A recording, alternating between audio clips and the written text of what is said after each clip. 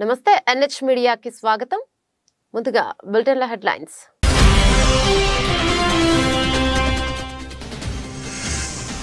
షర్మిల కుమారుడి నిశ్చితార్థ వేడుకకు హాజరైన ఏపీ సీఎం జగన్ మేనల్లుడు రాజారెడ్డిని ఆత్మీయంగా హత్తుకున్న సీఎం జగన్.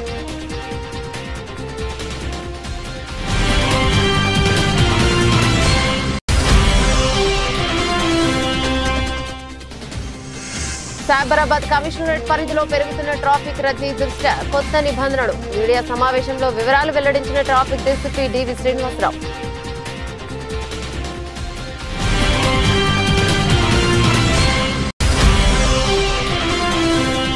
అయోధ్య గర్భగుడిలో కొలువైన బాలరామయ్య ముఖం పరదాతో కప్పి ఉన్న తొలి ఫోటో విడుదల.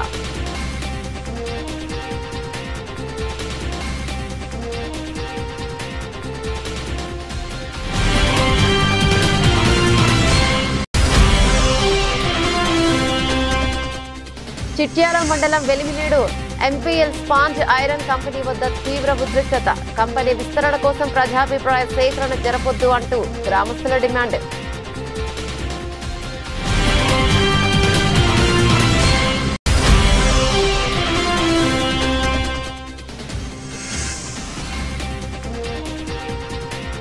అన్నపూర్ణి వివాదంపై క్షమాపణలు చెప్పిన నయనతార. లేఖ విడుదల. హిందూ సంఘాల అభ్యంతరాలపై దిగొచ్చిన నటి. ఏపీ సీఎం జగన్ తన సోదరి షర్మిల కుమారుడి నిశ్చితార్థ వేడుకకు సతీ సమేతంగా హాజరయ్యారు. షర్మిల కుమారుడు రాజారెడ్డి అట్లూరి ప్రియల నిశ్చితార్థం హైదరాబాద్ గండిపేటలోని గోల్కొండ రిసార్ట్ లో ఘనంగా జరిగింది. కార్యక్రమానికి సీఎం జగన్ వైఎస్ భారతి విచ్చేశారు. ఈ సందర్భంగా వారికి షర్మిల ఆత్మీయ స్వాగతం పలికారు. ఇక నిశ్చితార్థ వేడుక జరుపుకుంటున్న మేనల్లుడు రాజారెడ్డిని సీఎం జగన్ ఆప్యాయంగా హత్తుకున్నారు.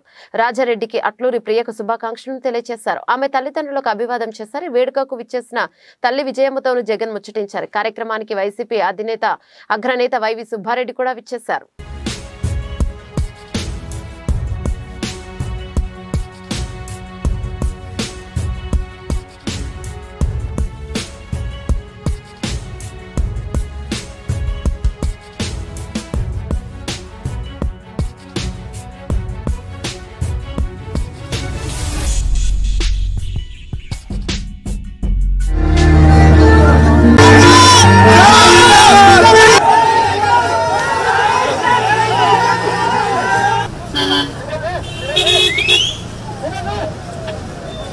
రాష్ట్ర సచివాలయంలో డిప్యూటీ సీఎం బట్టి విక్రమార్క 2024-25 ఆర్థిక సంవత్సరం వార్షిక బడ్జెట్ ప్రతిపాదనల తయారీపై రెవెన్యూ శాఖ మంత్రి పొంగులేటి శ్రీనివాసరెడ్డితో కలిసి రెవెన్యూ, హౌసింగ్, అండ్ పిఆర్ శాఖల ఉన్నతాధికారులతో సమీక్ష సమావేశం నిర్వహిస్తున్నారు.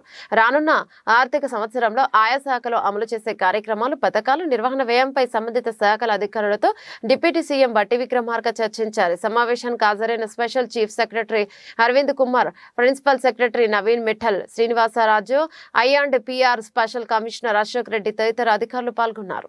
భువన టవర్స్ పో సికింద్రాబాద్ మినర్వా హోటల్లో క్రిస్టియన్ మైనార్టీ నాయకుల సమావేశానికి ఏఐసీసీ ఇన్ఛార్జ్ దీపాదాస్ మున్షి హాజరయ్యారు. రానున్న పార్లమెంట్ ఎన్నికల్లో కాంగ్రెస్ పార్టీకి సపోర్ట్ చేయాలని ఏఐసీసీ ఇన్ఛార్జ్ దీపాదాస్ మున్షి కోరగా క్రిస్టియన్ మైనార్టీల సంఘీభావం తెలిపారు.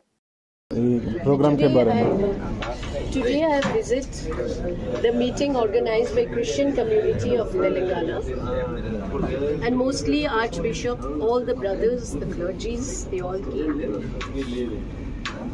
and they are ready to support Congress because they believe that the country is under threat, and they are supporting the secular forces. So they will be with us. In last election also they supported Congress.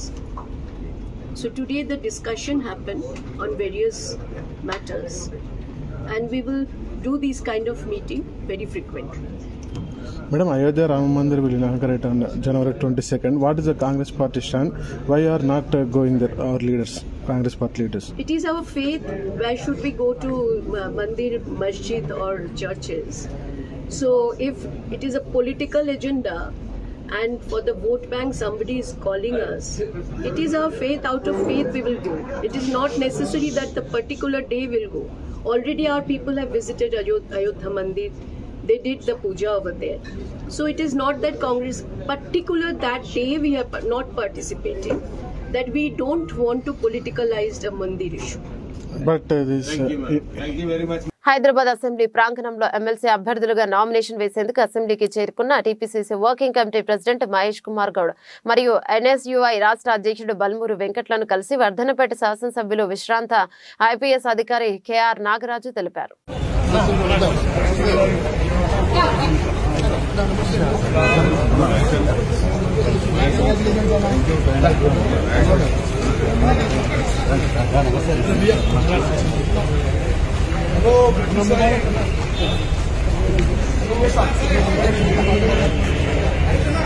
Kakinada జిల్లా రాయుడుపాలెం సిద్ధార్థనగర్లో నివాసం ఉంటున్నటువంటి రాజులపూడి భువనేశ్వరరావు భార్య అయిన రాజులపూడి ఆరుద్ర తరచూ police వారిపై చేయుచున్న అసత్య ఆరోపణలు ఖండిస్తూ పెద్దాపురం డీఎస్పీ కార్యాలయం నందు డీఎస్పీ లతాకుమారి మీడియా సమావేశాన్ని ఏర్పాటు చేయడం జరిగింది. సమావేశంలో కేసుకి సంబంధించిన వివరాలు వెల్లడించారు.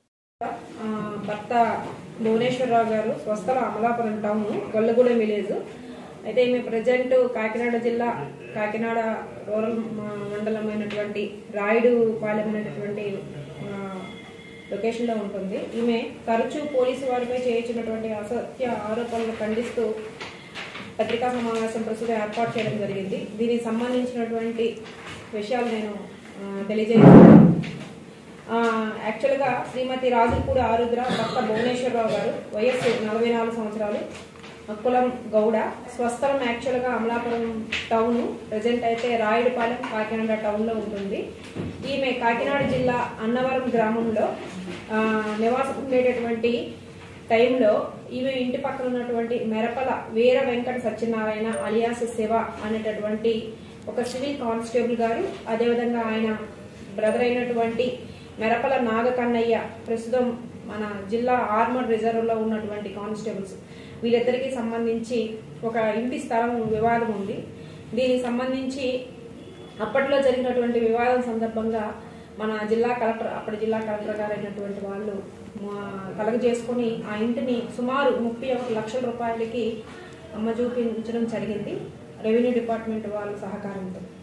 అయితే ఆ ఇంటిని అమ్ముకునేటటువంటి క్రమంలోనూ మా యొక్క ఎవరైతే మెరపల నాగ వెంకట సత్యనారాయణ మరియు కన్నయ్య అనేటువంటి వాళ్ళు ఆమె పట్ల చేసినటువంటి ఏదైనా ఒక ఇబ్బందికి సంబంధించి ఉంటే దానికి సంబంధించి అన్నవరం పోలీస్ స్టేషన్లో ఆమె ఇచ్చినటువంటి కంప్లైంట్ మేరకు క్రైమ్ నెంబర్. నమస్తే, టీవీ 999 న్యూస్ కి స్వాగతం.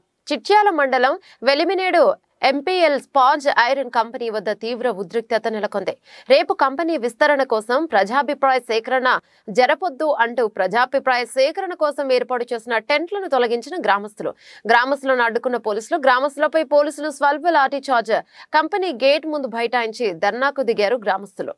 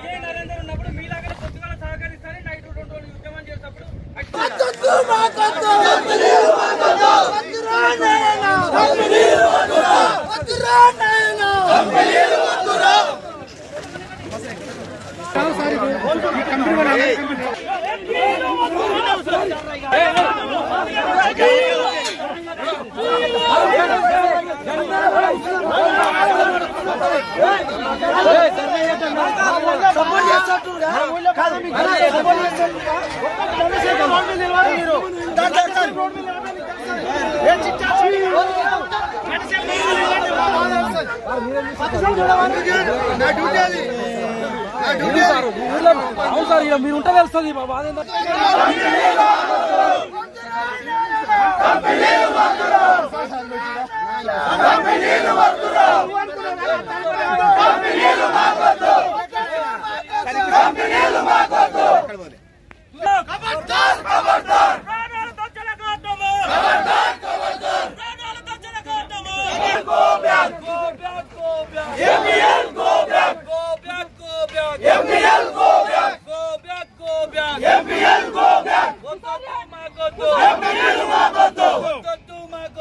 MPL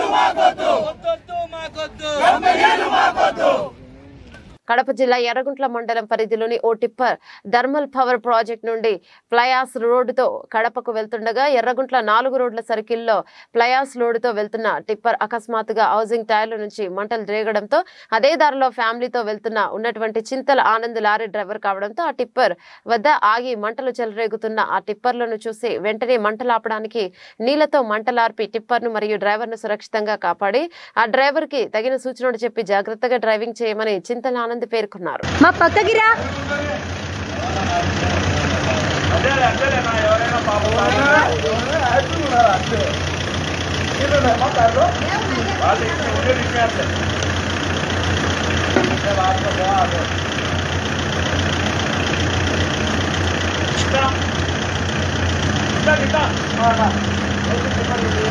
ఖమ్మం పట్టణ కేంద్రంలో జగజీవన్ రావు విగ్రహం సెంటర్ కార్మికుల అడ్డనందు బహుజన కార్మిక సంఘాల సమైక్య జిల్లా అధ్యక్షులు తోటపల్లి శ్రీను ఆధ్వర్యంలో బహుజన కార్మిక సంఘాల క్యాలెండర్ను ఆవిష్కరించారు.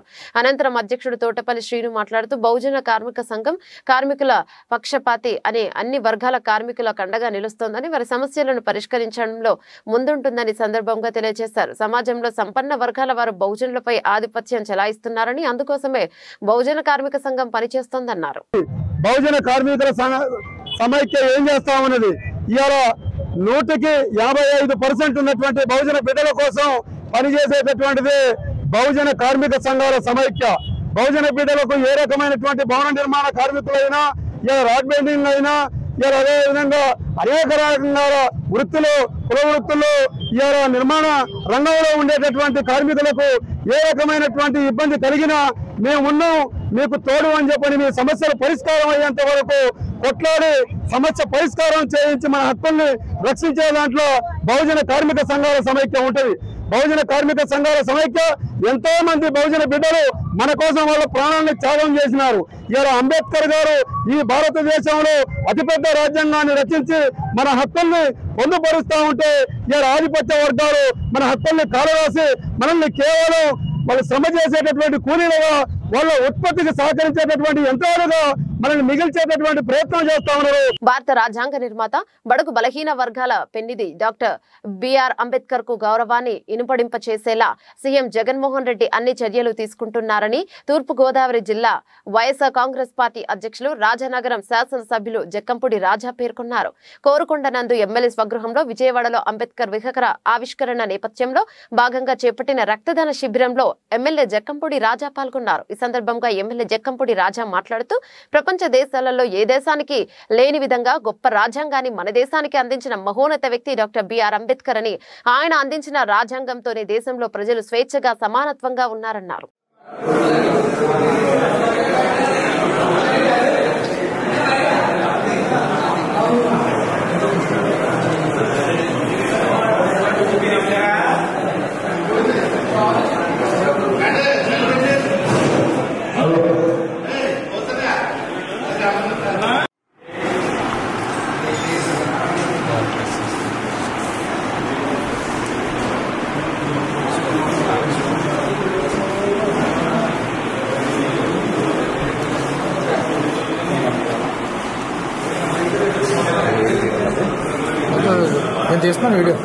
రామయ్యంపేట మండల పరిధిలోని పలు ఎరువుల దుకాణాలను జిల్లా వ్యవసాయ అధికారి తనిఖీలు నిర్వహించారు. ఈ సందర్భంగా జిల్లా వ్యవసాయ అధికారి గోవింద్ మాట్లాడుతూ ఎరువుల షాప్లో యాజమానులు తప్పనిసరిగా ఈ పాస్ మిషన్ ద్వారా మాత్రమే ఎరువుల అమ్మకాలు జరపాలని మరియు రికార్డులు ఎప్పటికప్పుడు సరిచూసుకోవాలని, ఎరువుల చట్ట ప్రకారం ఎరువుల అమ్మకాలను జరపాలని, కొనుగోలు చేసిన వస్తువులకు బిల్లులు ఇవ్వాలని సూచించారు.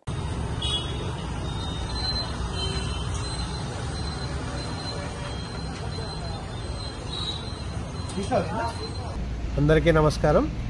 ఈరోజు రామయ్యంపేట మండల వ్యాప్తంగా పలు ఎరువుల దుకాణాలను జిల్లా వ్యవసాయ అధికారి గారు సందర్శించడం జరిగింది.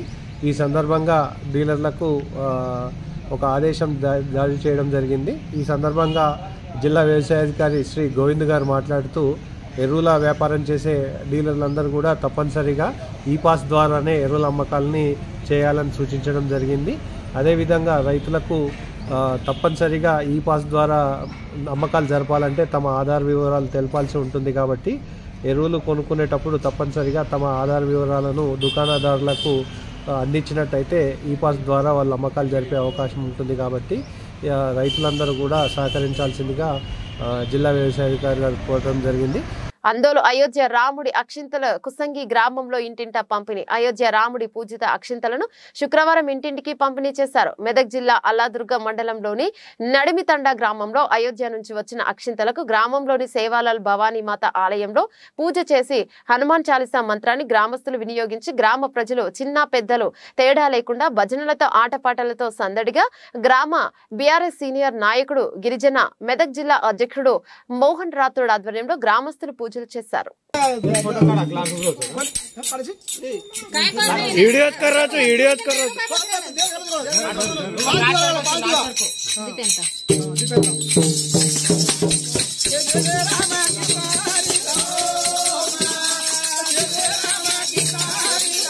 నిజామాబాద్ నగరంలో దండి వెంకట విలేకరుల సమావేశంలో మాట్లాడుతూ కాంగ్రెస్ పార్టీ తెలంగాణ రాష్ట్రంలో ప్రభుత్వం ఏర్పాటు చేసిన 6 నెలల్లో బీసీ కులాల జనగణన చేస్తామని ఎన్నికల్లో ఇచ్చిన వాగ్దానం ప్రకారం బీసీ కులాల జనగణన సర్వేకు సన్నాహాలను ప్రారంభించాలని బహుజన లెఫ్ట్ పార్టీ బీఎల్పీ రాష్ట్ర వర్కింగ్ ప్రెసిడెంట్ దండి వెంకట్ కోరారు. ఈరోజు నిజామాబాద్ జిల్లా కేంద్రంలోని ప్రభుత్వ రోడ్లు భవనాల అతిథి గృహంలో జరిగిన బహుజన లెఫ్ట్ పార్టీ బీఎల్పీ జిల్లా కమిటీ సమావేశంలో ముఖ్య అతిథిగా హాజరైన ఆయన మాట్లాడుతూ తెలంగాణ సమాజంలో బీసీ ఎస్సీ ఎస్టీ అగ్రకుల పేదలైన బహుజనులు 93% ఉంటే బీసీ కులాలు 65% ఉన్నాయని తెలిపారు.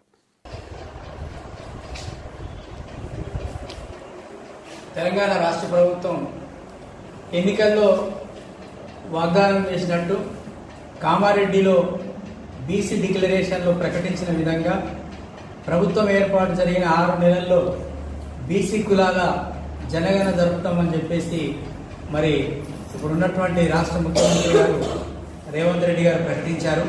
అదేవిధంగా మరి బీసీ కుల జనగణన జరపడం కోసం ఆంధ్రప్రదేశ్ గవర్నమెంట్ మరి ఏర్పాట్లు చేస్తున్నట్టే తెలంగాణ గవర్నమెంట్ కూడా తొందరగా దానికి సంబంధించినటువంటి నిర్మాణము ఆ స్ట్రక్చర్ ఏర్పాటు చేయాలని చెప్పేసి బహుజన లెఫ్ట్ పార్టీ తెలంగాణ రాష్ట్ర ప్రభుత్వానికి విజ్ఞప్తి చేస్తూ ఉన్నాం. ఇంకా సమయం ఉన్నప్పటికీ ఇప్పటి నుంచి ఏర్పాట్లు జరగకపోతే 6 నెలల తర్వాత జరిపేటువంటి ఏర్పాట్లలో ఇబ్బంది అవుతుంది. కాబట్టి ఇప్పటికే బీహార్ రాష్ట్ర ప్రభుత్వం అధికారికంగా జరిపింది. మరి ఆంధ్రప్రదేశ్ ప్రభుత్వం కూడా ఒక కమిటీ వేసి ఆ కమిటీ దాదాపు ఏర్పాట్లు అంటే కుల జనగణనకు సంబంధించినటువంటి ఏర్పాట్లు త్వరితగతిన ఏర్పాట్లు చేస్తున్నటువంటి పరిస్థితి మనం అక్కడ చూస్తున్నాం. కాబట్టి తెలంగాణ రాష్ట్ర ప్రభుత్వం వెంటనే బీసీ కులాల జనగణన జరపాలి. ఎందుకంటే బీసీ కులాల జనగణన జరిగితే మరి జనాభా ఎంతుందో తెలంగాణ సమాజంలో మరి ఈ విషయం బయటకు వస్తుంది. దాని ఆధారంగానే మరి బీసీ కులాలకు సంబంధించినటువంటి స్థానిక సంస్థల్లో 42% రిజర్వేషన్ ఇస్తామని. గచ్చిబౌలిలోని ట్రాఫిక్ డీసీపీ కార్యాలయంలో ట్రాఫిక్ డీసీపీ డివి శ్రీనివాసరావు, ఐపీఎస్ ఏడీ సివి శ్రీనివాసరెడ్డి, ఏడీసీపీ వేణుగోపాల్ రెడ్డి నేతృత్వంలో గురువారం విలేకరుల సమావేశాన్ని నిర్వహించారు. ఈ సమావేశంలో డీసీపీ డివి శ్రీనివాసరావు మాట్లాడుతూ హైదరాబాద్ పోలీస్ కమిషనరేట్ పరిధిలో రోజు రోజుకి పెరుగుతున్న ట్రాఫిక్ రద్దీని దృష్టిలో పెట్టుకుని కొన్ని నిబంధనలను అమలు చేయడం జరుగుతోందని పోలీసు అధికారులు పేర్కొన్నారు. మన రోడ్లపైకి ప్రవేశం లేదు. దాంతోపాటు కన్స్ట్రక్టర్ మెటీరియల్ తరలిస్తుంటారు కొన్ని వెహికల్స్, లారీస్ ఇట్లాంటివి కన్స్ట్రక్టర్ మెటీరియల్ తరలించే వెహికల్స్ కూడా వాటికి కూడా కంప్లీట్గా 6 AM నుంచి 10:30 PM వరకు ఎవ్రీడే 24 అవర్స్లో కూడా 6 AM నుంచి 10:30 వరకు 80% ప్రవేశం లేదు. సో అయినప్పటికీ కూడా చాలా మంది తెలియక ప్రవేశిస్తున్నారు. కానీ ఇటు చేసిన వారిపైన కొన్ని చట్టపరంగా చర్యలు తీసుకోవడం జరుగుతుంది. ముఖ్యంగా ఇట్లా నో ఎంట్రీలో డిస్ట్రిక్ట్ టైమింగ్స్లో మన నగరంలో కానీ మన సైబరాబాద్ రోడ్లపైకి ప్రవేశించినట్లయితే వాళ్ళకి ఫస్ట్ టైం అయితే వాళ్ళకు అపరాధ రుసుము పడుతుంది. రెండోసారి అయితే వాళ్ళు వెహికల్ సీజ్ చేసి ఆర్టీఐకి హ్యాండ్ ఓవర్ చేయడం జరుగుతుంది. సో అంతేకాకుండా ఇంకొక నిబంధన ఏంటంటే అన్ని ఫ్లైఓవర్స్ మన సైబరాబాద్ యూనిట్స్లో ఉన్న అన్ని ఫ్లైఓవర్ల పైన ఇవి మన కమర్షియల్ వెహికల్స్ అలాగే స్లో మూవింగ్ వెహికల్స్ ఈ ట్రాక్టర్స్ వీటి కూడా ప్రవేశం లేదు. వాళ్ళు ఏమైనా పోవాలనుకుంటే 80% పక్కన ఉన్న సర్వీస్ రోడ్ నుంచి పోవాలి. దానిపై 80% వాళ్ళు ఫ్లైఓవర్ ఇవ్వడానికి అనుమతి లేదు. అట్లా కమర్షియల్ వెహికల్స్ కానీ అలాగే హెవీ వెహికల్స్ కానీ ఫ్లైఓవర్స్ పైకి వస్తే కూడా వాళ్ళపైన చర్య తీసుకోవడం జరుగుతుంది. ఇది ఆల్రెడీ ఉంది నిబంధన, కానీ ఎవరు పాటించడం లేదు. సో మరొకసారి గుర్తు చేద్దామని మనం చేయడం జరిగింది. దీంతోపాటు మనకు రీసెంట్గా వచ్చిన కొన్ని మాల్స్ వీటి వల్ల ఏమవుతుందంటే వాళ్ళకు ఫర్ ఎగ్జాంపుల్ ఒక మాల్ ఉందనుకోండి, దానికి ఏంది ఒక 500 కెపాసిటీ ఉంటుంది. వాళ్ళ పార్కింగ్ 500 వెహికల్స్ పడతాయి, 4 వీలర్స్ అలాగే 1000 2 వీలర్స్ పడతాయి. అలాంటి పార్కింగ్లో వాళ్ళు ఏం చేస్తుంటే వాళ్ళకి ఒకటేసారి 10,000 వస్తున్నాయి వెహికల్స్, 10,000 వస్తున్నాయి. సో దట్ 500 పార్కింగ్ ప్లేస్ నిండిపోగానే మిగతా రోడ్స్ అన్ని మిగతా వెహికల్స్ రోడ్ పైకి వచ్చేస్తున్నాయి. రోడ్ల పైన మన క్యారేజ్ ఎక్కడ ఉందో అంటే రోడ్డు పైన ఉన్నాయి, రోడ్డు పైకి పెడుతున్నారు. దానివల్ల చాలా ఇబ్బందులు అవుతున్నాయి, ముఖ్యంగా వీకెండ్స్లో చాలా ఇబ్బందులు అవుతాయి. అటువంటి వాటిని కూడా మనం సైబరాబాద్లో చాలా అట్లాంటి ఎస్టాబ్లిష్మెంట్ను మనం గుర్తించడం జరిగింది. వాళ్ళకు కూడా నోటీస్. యావత్ దేశం వేయి కళ్ళతో ఎదురు చూస్తున్న అయోధ్య ప్రాణ ప్రతిష్ఠ కార్యక్రమానికి ముందు గురువారం కీలక ఘట్టం పూర్తయింది. ప్రత్యేక పూజలతో మధ్యాహ్న సమయంలో రామ్ లాలా విగ్రహాన్ని ఆలయం గర్భగుడిలో పెట్టారు. 22న జరగనున్న ప్రాణ ప్రతిష్ఠ వరకు బాలరాముడు విశేష పూజలు అందుకోనున్నాడు. కాగా గర్భగుడిలో ప్రతిష్ఠించిన బాలరాముడు విగ్రహం తొలి ఫోటో బయటకొచ్చింది. విగ్రహం ముఖాన్ని పరదాతో కప్పి ఉంచినప్పటికీ మిగతా రూపం కనిపించింది. నిలబడిన ఆకారంలో 5 ఏళ్ల పిల్లవాడిగా అయోధ్య రామయ్య కనిపించాడు. నల్లరాతితో 51 అంగుళాల ఎత్తులతో తయారు చేసిన ఈ విగ్రహాన్ని మైసూర్కు చెందిన కళాకారుడు అరుణ్ యోగిరాజ్ చెక్కాడు. భారత్ ఆఫ్ఘనిస్తాన్ మధ్య బుధవారం జరిగిన చివరిదైన 3వ టీ20లో భారత్ నాటకీయ విజయం సాధించింది. తొలుత మ్యాచ్ టైగా ముగియడంతో సూపర్ ఓవర్ అనివార్యమైంది. అందులోనూ స్కోర్ సమం కావడంతో రెండో సూపర్ ఓవర్ ఆడాల్సి వచ్చింది. అయితే ఈసారి మాత్రం భారత జట్టు పట్టువదట్లేదు. విజయం సాధించి 3 మ్యాచ్ల టీ20 సిరీస్ ను 3-0తో కైవసం చేసుకుని ప్రత్యర్థిని వైట్ వాష్ చేసింది. 2 సూపర్ ఓవర్లో భారత జట్టు విజయం సాధించింది కాబట్టి సరిపోయింది. ఆ ఓవర్ కూడా టై అయితే ఏంటన్న ప్రశ్న అభిమానుల మదిని తొలిచేస్తోంది. ఇదే చిక్కు ప్రశ్న 2019 వన్డే ప్రపంచ కప్ లోనూ తలెత్తింది. అయితే అప్పుడు 2 సార్లు ఇలా జరగడంతో మూడోసారి బౌండరీలు ఎక్కువ బాదిన జట్టును విజేతగా ప్రకటించారు. ఇది విమర్శలకు తావివ్వడంతో ఆ తర్వాత ఐసీసీ నిబంధనను మార్చేసింది. ఐసీసీ కొత్త రూల్ ఇదే. ఐసీసీ తాజా నిబంధనల ప్రకారం 2 సూపర్ ఓవర్లు కూడా టైగా మారితే విజయం స్పష్టంగా తేలే వరకు సూపర్ ఓవర్లు ఆడుతూనే ఉండాలి.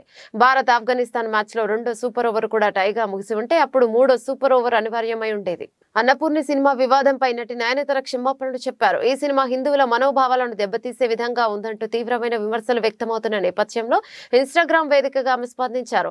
తనకు తన సినిమా బృందానికి ఎవరి మనోభావాలను దెబ్బతీయాలనే ఉద్దేశం లేదని వివరణ ఇచ్చారు. ఓం చిహ్నం జై శ్రీరామ్ నినాదంతో కూడిన క్షమాపణలు లేఖను నయనతార షేర్ చేశారు. సానుకూల సందేశాన్ని అందించేందుకు తాము చేసిన ప్రయత్నం అనుకోని రీతిలో ఇతరులకు బాధ కలిగించుండొచ్చని ఆమె వ్యాఖ్యానించారు. సెన్సార్ అనుమతి పొంది గతంలో థియేటర్లలో ప్రదర్శించిన సినిమాని ఓటీటీ ప్లాట్ఫామ్ నుంచి తొలగిస్తారని తాము ఊహించలేదన్నారు. ఈ సమస్య తీవ్రత ఏమిటో అర్థం చేసుకున్నామని నయనతార అన్నారు. భగవంతుని సంపూర్ణంగా విశ్వసించే వ్యక్తిని తానని, దేశవ్యాప్తంగా ఉన్న దేవాలయాలను తరచుగా సందర్శించే వ్యక్తిని తానని ప్రస్తావించారు. అన్నపూర్ణి సినిమా ద్వారా ఎవరి మనోభావాలకైనా బాధ కలిగించి ఉంటే హృదయపూర్వకంగా క్షమాపణలు కోరుతున్నానని నయనతార పేర్కొన్నారు. దేశీయ స్టాక్ మార్కెట్లలో నష్టాల పర్వం కొనసాగుతోంది. ఈ రోజు కూడా మార్కెట్లు నష్టాలను మూటకట్టుకున్నాయి. అంతర్జాతీయ మార్కెట్లలోని ప్రతికూల సంకేతాలు మన మార్కెట్లపై ప్రభావం చూపుతున్నాయి. ఈ క్రమంలో ఈరోజు ట్రేడింగ్ ముగిసే సమయానికి సెన్సెక్స్ 313 పాయింట్లు నష్టపోయి 71,186కి పడిపోయింది. నిఫ్టీ 109 పాయింట్లు కోల్పోయి 21,462కి దిగజారింది. BSE Sensex top gainers Sun Pharma 2.86%, Tech Mahindra 2.16%, Tata Motors 1.72%, ఇక Mahindra and Mahindra 1.18%, Axis Bank 1.03%, top losers NTPC 3.12%, HDFC Bank -2.99%, Power Grid Corporation -2 47%, Titan -2 31%, Asian Paints -2 8%తో ముగిశాయి.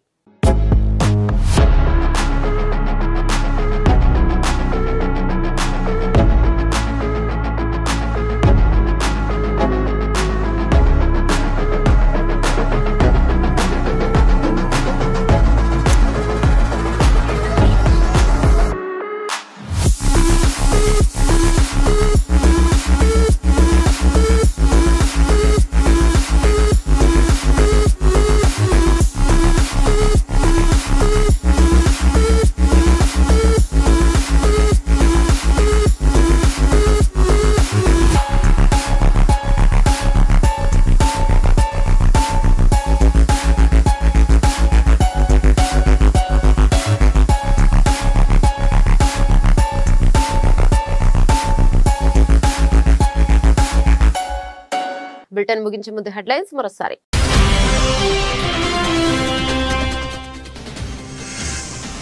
షర్మిల కుమారుడి నిశ్చితార్థ వేడుకకు హాజరైన ఏపీ సీఎం జగన్ మేనల్లుడు రాజారెడ్డిని ఆత్మీయంగా హత్తుకున్న సీఎం జగన్.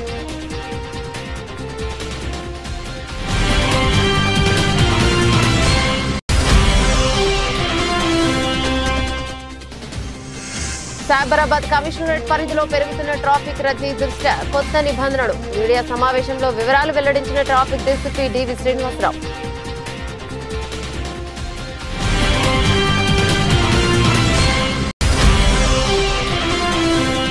అయోధ్య గర్భగుడిలో కొలువైన బాలరామయ్య ముఖం పరదాతో కప్పి ఉన్న తొలి ఫోటో విడుదల.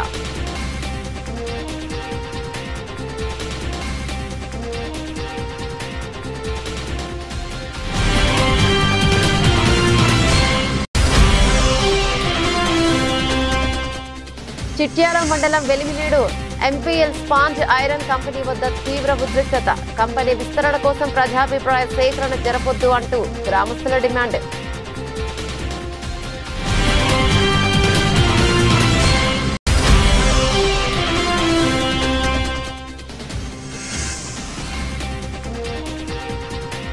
అన్నపూర్ణి వివాదంపై క్షమాపణలు చెప్పిన నయనతార లేఖ విడుదల. హిందూ సంఘాల అభ్యంతరాలపై దిగొచ్చిన నటి. ఇవి బులెటిన్లోని అప్డేట్స్. మరో బులెటిన్లో మళ్ళీ కలుసుకుందాం. అంతవరకు సెలవు. నమస్తే.